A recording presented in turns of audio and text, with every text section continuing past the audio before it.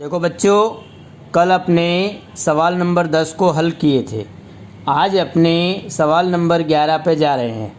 आप लोग भी बुक का पेज नंबर 80 और वार्षिक हिसाब भाग 1 के अंदर जब सवाल करो तब किताब में देखकर ही सवाल करना। सलीम और सवाना की साझेदारी, पेड़ी और सकल तलपट और समायोजन पर से यहाँ वार्षिक हिसाब तैयार करने हैं। सकल तलपट दिए और वार्षिक हिसाब के नीचे सम या समायोजन दिए, उनको अपने सबसे पहले टिक करेंगे। सलीम 4000 की मूल कीमत का माल निजी उपयोग के लिए ले गया, उसका लेखा करना बाकी है।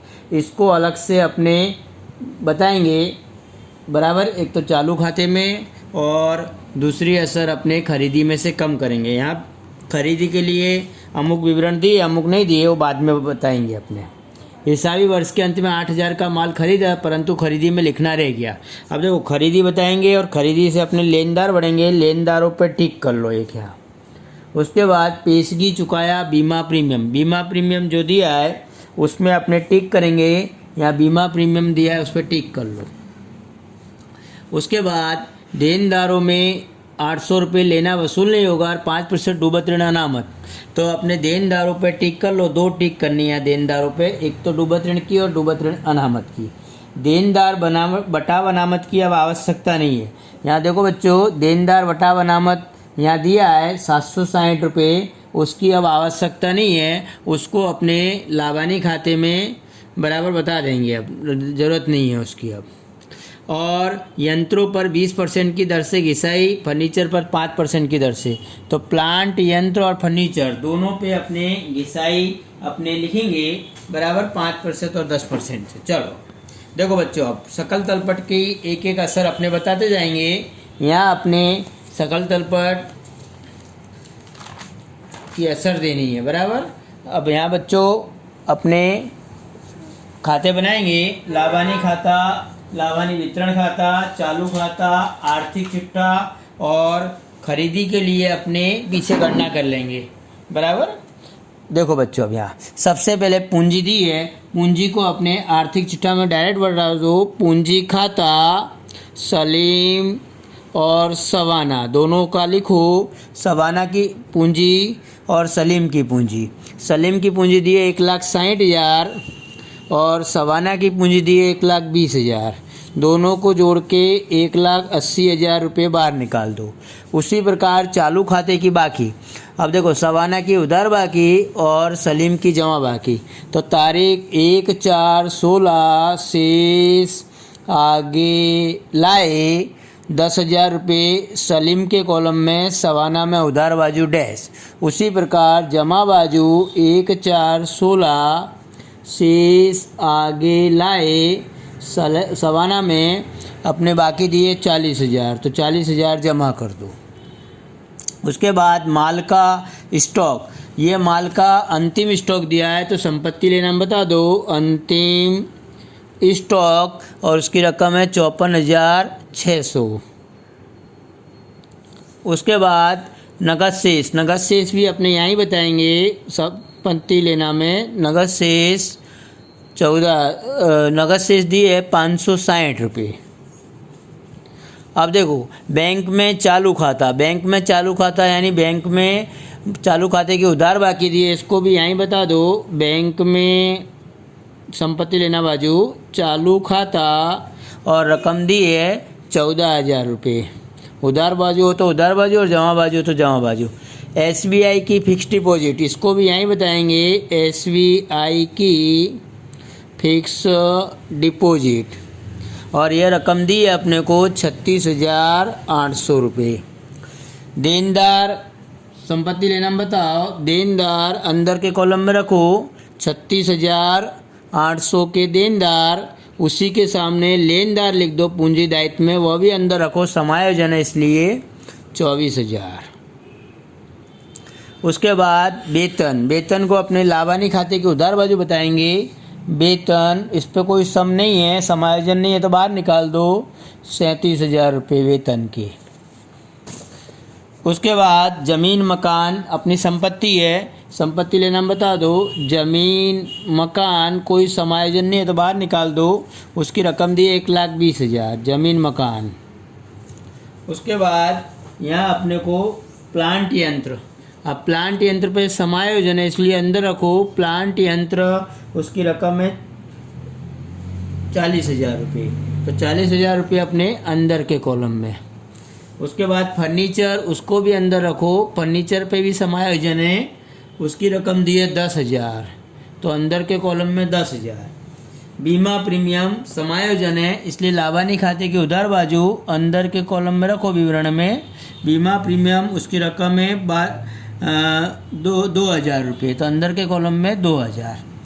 अब भाड़ा पट्टा पर ली मशीनरी, भाड़ा पट्टा पे ली मशीनरी अंदर रखो, भाड़ा पट्टा पर ली मशीनरी, और उसकी रकम दी है अपने को 60,000 रुपये।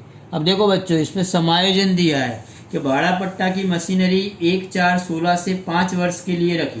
हिसाबों को तैयार कर रहे हैं अपने 31/3/17 के, तो 1 वर्ष की रकम इसको ध्यान में लेनी है। तो भाड़ा पट्टा की जो रकम 60,000 रुपये दी है उसमें से 5 वर्ष से अपने भाग देने पर रकम आई 12,000 रुपये, तो इसमें से डायरेक्ट घटा दो, माइनस अपलिखित 12,000 और घटा के 48,000 बाहर निकाल दो। और इसकी दूसरी असर लाभानी खाते की उधार बाजू भाड़ा पट्टा की संपत्ति में अपलिखित 12,000 रुपये आंतरिक समायोजन है, जिसको गर्भित समायोजन या आंतरिक समायोजन के रूप में जानते हैं, जो दिखाई नहीं देता ऐसा। स्टेशनरी छपाई, ये भी लाभानी खाते में बता दो, स्टेशनरी छपाई, और इसकी रकम दी है अपने को 1,200 रुपये, बाहर निकाल दो, समायोजन नहीं है। उसी प्रकार डूबत ऋण और डूबत ऋण अनामत, इसका अपने एक फॉर्मेट तैयार करेंगे। देखो, डूबत ऋण टी प्लस डूबत ऋण ए प्लस डूबत ऋण अनामत ए, और एक लाइन छोड़ के डूबत ऋण अनामत टी, अथवा इसको क स क के नाम से भी जान सकते हैं, ओल्ड न्यू न्यू ओल्ड, बराबर इस प्रकार भी लिख सकते हो आप लोग। अब यहाँ अपने को 400 रुपये दिए तो 400 ऊपर लिख दो और लास्ट में 2,000 अपने घटाने हैं, घटा के बाहर निकालेंगे। उसी प्रकार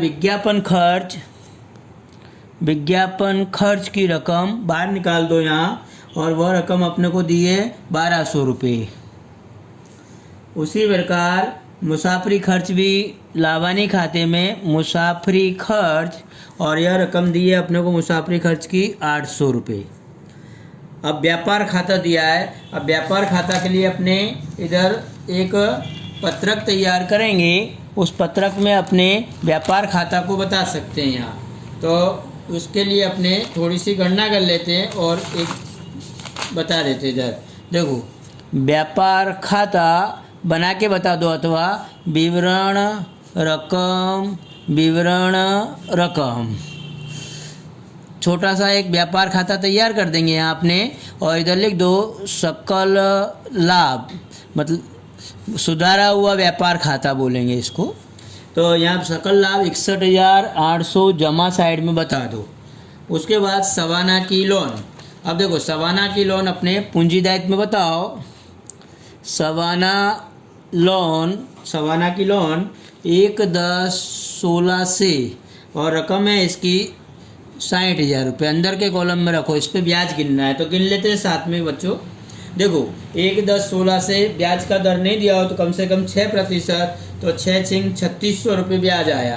कैसे निकालेंगे? 60,000 × 6 मास का बटे में 100 × 12, तो यह रकम आएगी 1,800 रुपये। 1,800 रुपये ब्याज के इसमें जोड़ दो, चुकाना बाकी लोन पर ब्याज 1,800 रुपये जोड़ के 61,800 बाहर निकाल देंगे। और लाभानी खाते की उधार बाजू बता दो, सवाना की लोन पर ब्याज 1,800 रुपये। 2 आंतरिक समायोजन अपने ने पूर्ण किए। अब बट्टा अनामत, अब देखो बेटा यहाँ अपने 5वें समायोजन में दिया है कि देनदारों पर वटाव अनामत की आवश्यकता नहीं है, तो इसको अपने लाभानी खाते की जमा बाजू ही बता दो। देनदारों पर बट्टा अनामत की रकम 760 दी है, उसको बाहर निकाल दो। 760 रुपये बाहर निकाल देंगे। अब अपने समायोजन नंबर 1 दिया है कि सलीम 4000 की मूल कीमत का माल निजी उपयोग के लिए ले गया जिसका लेखा करना रह गया। अब देखो, सलीम 4000 की कीमत का माल निजी उपयोग के लिए ले गया। एक तो चालू खाते में उधार बाजू बताओ आरण, और सलीम के खाते में 4000, यहाँ डैश। अब तारीख लास्ट की डाल दो 31/3/17। अब यहाँ अपने व्यापार खाता जो बनाए उस व्यापार खाते के अंदर खरीदी लिखेंगे, और खरीदी में से 4000 आरण में गया माल, 4000 लिख के रखो, अभी बाद में करते हैं इसको अपने। चलो, एक समायोजन पूरा हो गया। हिसाबी वर्ष के अंत में 8000 का माल खरीदा था जिसका लेखा करना बाकी है। तो देखो, खरीदी अपने ने व्यापार खाते में लिख रखी है 8000, उसमें से 4000 घटा के 4000 बाहर निकाल दो, और खरीदी की दूसरी असर अपने लेनदारों में प्लस करेंगे। प्लस लिखना बाकी खरीदी के लेनदार 4000, और जोड़ के 28,000 रुपये बाहर निकाल देंगे। एक असर व्यापार खाते की उधार बाजू, दूसरी असर खरीदी में, दूसरी असर लेनदारों में प्लस खरीदी की। पेशगी चुकाया बीमा प्रीमियम 400, पेशगी यानी अग्रिम, अग्रिम चुकाया बीमा प्रीमियम, बीमा प्रीमियम से माइनस करो। अग्रिम चुकाया बीमा प्रीमियम 400 घटा के 1600। अब उधार बाजू माइनस करो तो दूसरी असर उधार बाजू आती है, यानी संपत्ति लेना हम बता दो। अग्रिम चुकाया बीमा प्रीमियम 400। उसी प्रकार अगला समाज यहाँ देनदारों में 800 रुपये लेना वसूल नहीं होगा, और देनदारों पर 5% डूबत ऋण अनामत की व्यवस्था। अब देनदारों में से डूबत ऋण 400 रुपये, 800 रुपये पहले कम कर दो। देनदार बचे 36,000 माइनस 5% डूबत ऋण अनामत, तो 36,000 के 5% 1800, और 34,200 बाहर निकाल दो।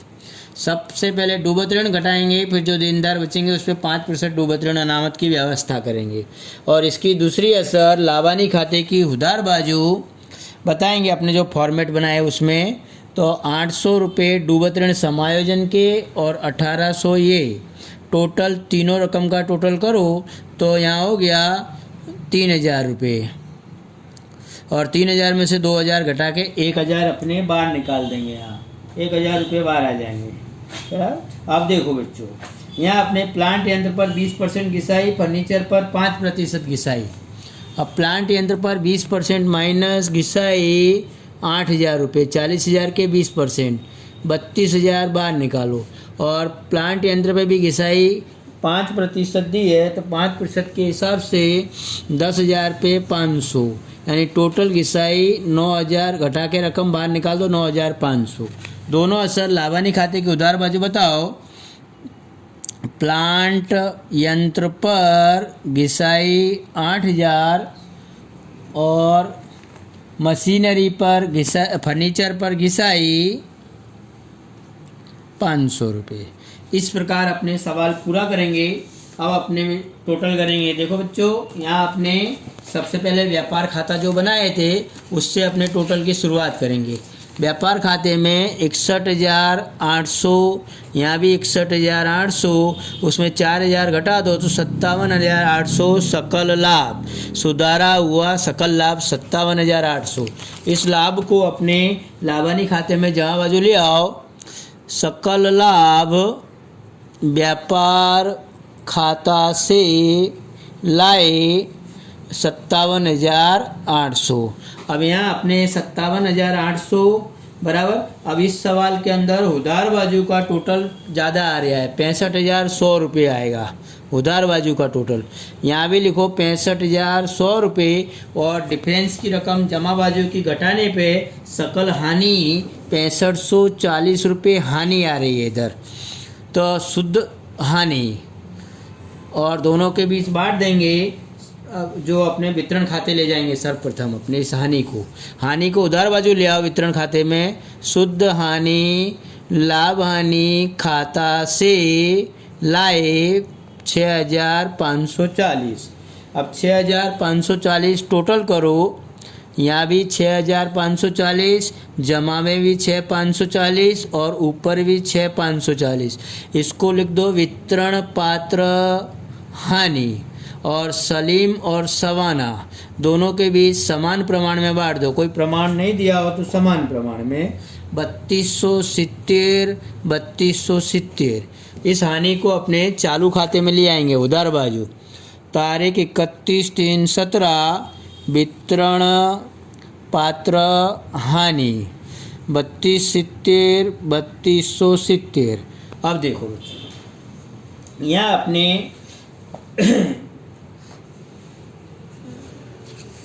यहाँ अपने इस सवाल के अंदर, अरे बच्चों ये 40,000 सलीम का जमा बाजू का था और ये 10,000 उधार बाजू का था बेटा, बाकियों में जरा ध्यान रखना। अब देखो यहाँ अपने टोटल सलीम का और सवाना का टोटल करेंगे तो सलीम का टोटल 40,000 रुपये, जमा बाजू का 40,000, यहाँ भी लिखेंगे 40,000, और अंतर की रकम इसकी आई 32,730।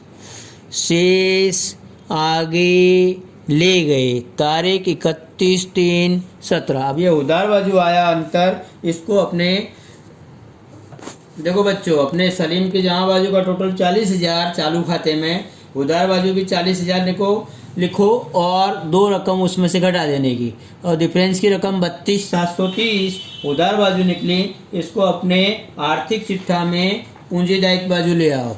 चालू खाता सलीम का, और यह रकम 32,730।